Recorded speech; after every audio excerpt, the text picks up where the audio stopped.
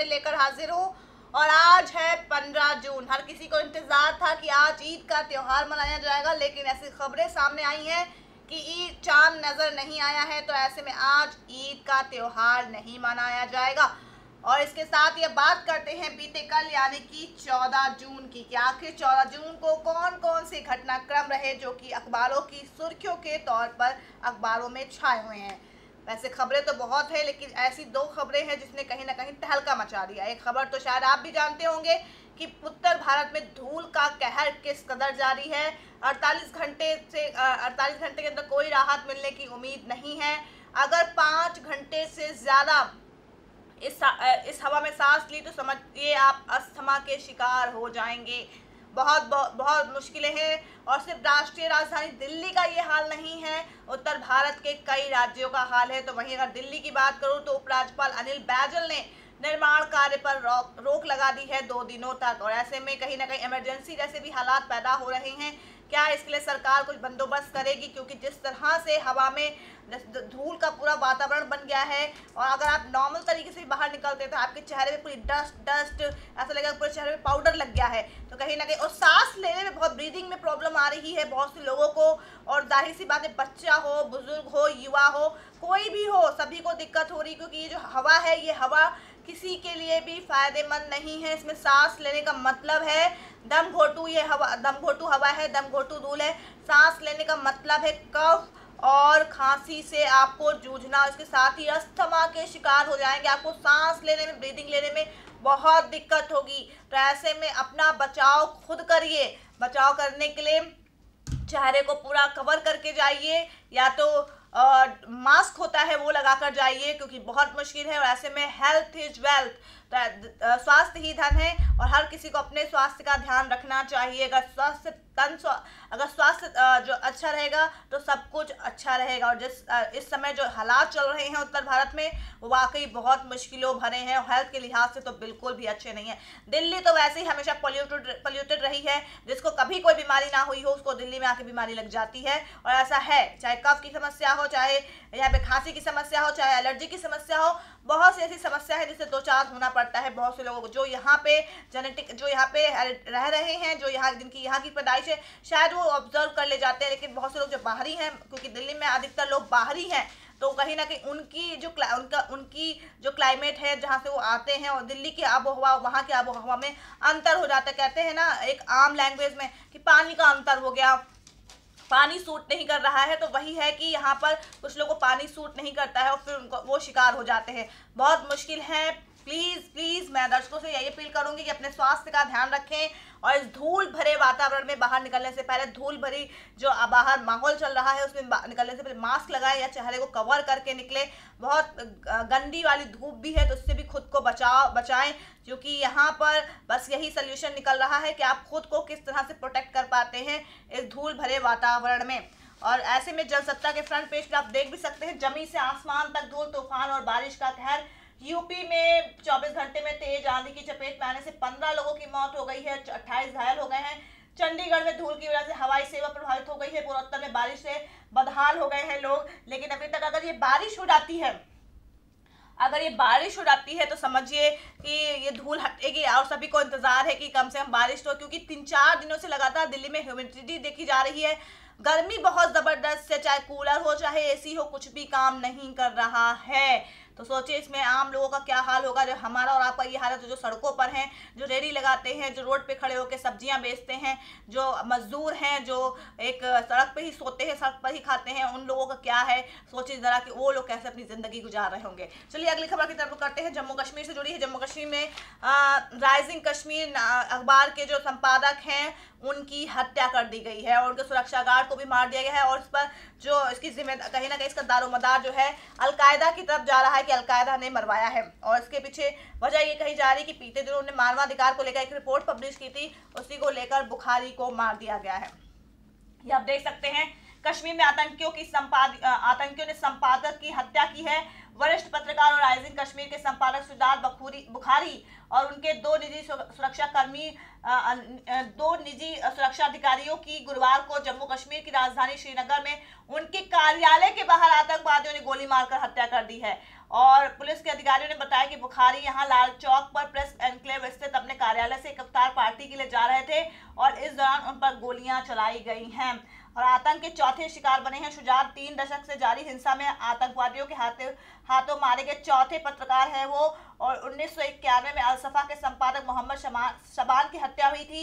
1995 में बम धमाके में ANI के कैमरामैन की जान चली गई थी और 2003 को नाफा के संपादक परवेज मोहम्मद सुल्तान की आतंकवादियों ने हत्या कर दी थी और मौत से पहले तक किया पत्रकारिता का बचाव।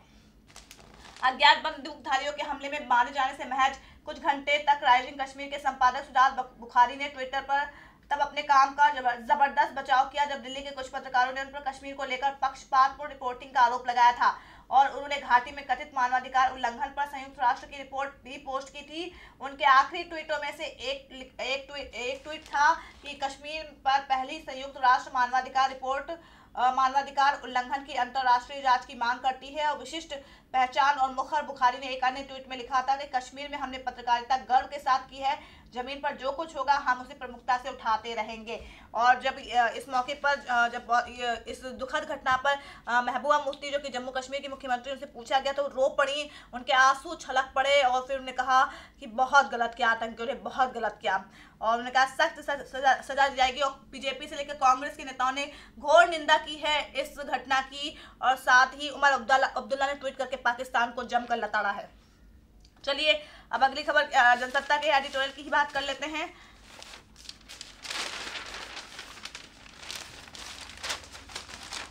ये देखिए, उत्सव की तरह हो मानसून का स्वागत, अतुल कनक का आप आर्टिकल पढ़ सकते हैं। अफवाह की आग, और जिस तरह से अफवाहों की एक आग चल के लोग सोशल मीडिया को भी इसमें कहा गया कि जिस तरह से लोग अफवाहों में आके किसी न किसी कृत्य को जन्म देते तो उससे पहले लोग समझे कि आखिर असल सच्चाई क्या है। प्रदूषण की हवा को लेकर भी आर्टिकल सामने आया है। बात करते हैं एनबीटी के फ्रंट पेज का अगर जिक्र करूँ तो UN ने कश्मीर में हिंसा का दोष बना, भारत आग उबला हुआ। और वही शुजात बखूरी की डेथ को लेकर ही UN ने है कश्मीर में हिंसा का दोष मर दिया है। पोल्यूशन इतना कि नापने की मशीन भी फेल, कंस्ट्रक्शन पर लगी ही रोक है। ये देखिए किस तरह से धूल का यहाँ पे धूल को लेकर दिल्ली में कितना बवाल हो रहा है।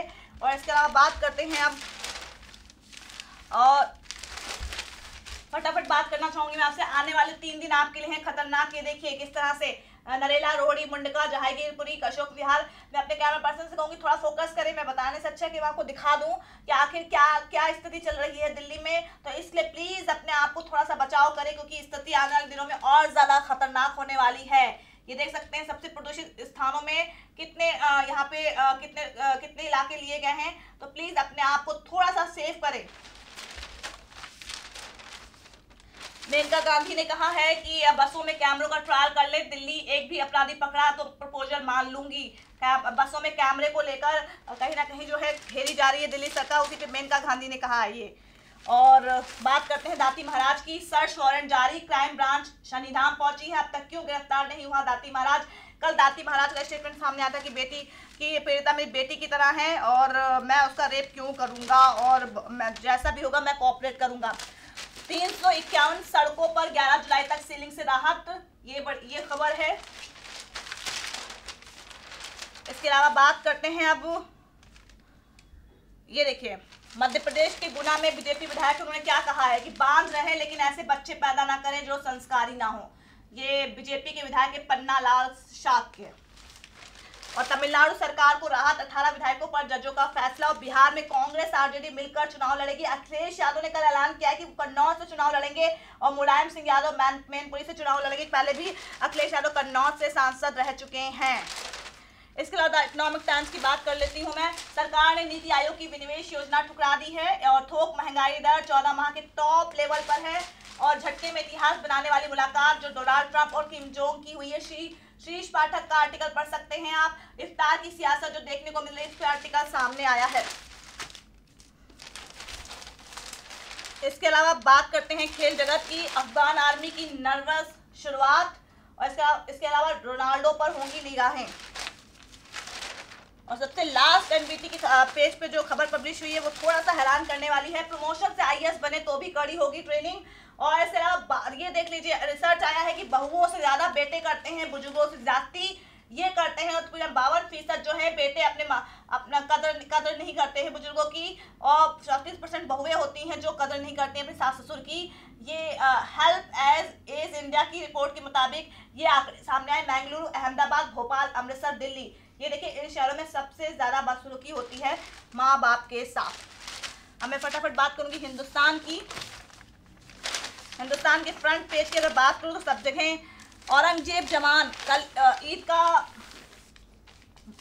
त्योहार मनाया जाएगा, ऐसा कहा जा रहा है। 16 जून को ईद मनाई जाएगी और उससे पहले जवान औरंगजेब को मार दिया गया है। आतंकी टाइगर को मारने वाले जवान की हत्या कर दी गई है। सुजात बुखारी को लेकर खबर पब्लिश हुई है। जीएसटी 1000 रुपए से कम का भी रिफंड और पीएम अफसरों की हड़ताल खत्म कराए केजरीवाल।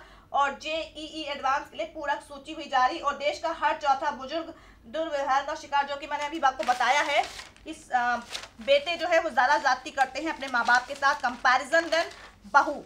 और दिल्ली की हवा 14 गुना जहरीली हो गई है, ये देख सकते हैं आप। इसके अलावा देश के 3/4 घरों में साफ पेयजल नहीं है, ये बड़ी रिपोर्ट सामने आई है। और रूस में फुटबॉल महाकुंभ का रंगारंग आज से आयोजन शुरू हो गया है।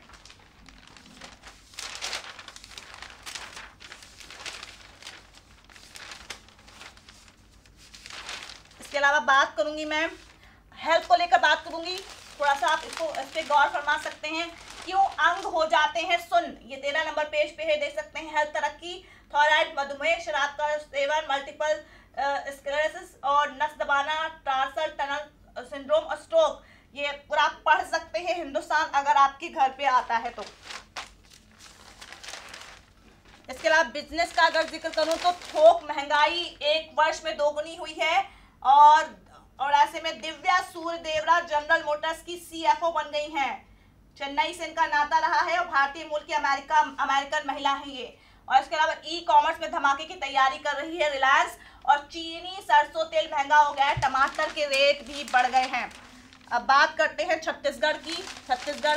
छत्तीसगढ़ को मिली कई सौगातें। प्रधानमंत्री नरेंद्र मोदी वहां पे दाव खेलने गए हैं क्योंकि साल के अंत में चुनाव होने वाले हैं विधानसभा के। और दिल्ली से नासिक के लिए आज से सीधी उड़ान शुरू हो गई है। जेट एयरवेज की उड़ान होगी और इलाहाबाद से लेकर लखनऊ और जगदलपुर से रायपुर और पेरीफेरल एक्सप्रेसवे पर 2 पहिया पर रोक लगेगी। इसके अलावा देश विदेश का जिक्र कर लेते हैं। ये आप देख सकते हैं मुशर्रफ चुनाव में हिस्सा नहीं ले पाएंगे और भारत के मुकाबले आधी रह गई है पाक रुपए की कीमत। और तनाव घटाने को कोरियाई देशों में सैन्य वार्ता। और इसके अलावा अगर स्पोर्ट्स का जिक्र करूं तो शिखर लंच से पूर्व शतक ठोकने वाले पहले भारतीय बने और रूस ने सऊदी अरब को रौंदा। और सिर्फ 15 मिनट के आगाज समारोह में रॉबी और ऐदा छा गए। तो दर्शकों, आज के अखबारों की सुर्खियों में बस इतना ही। कल होगी आपसे फिर मुलाकात, लेकिन तब तक के लिए नमस्कार।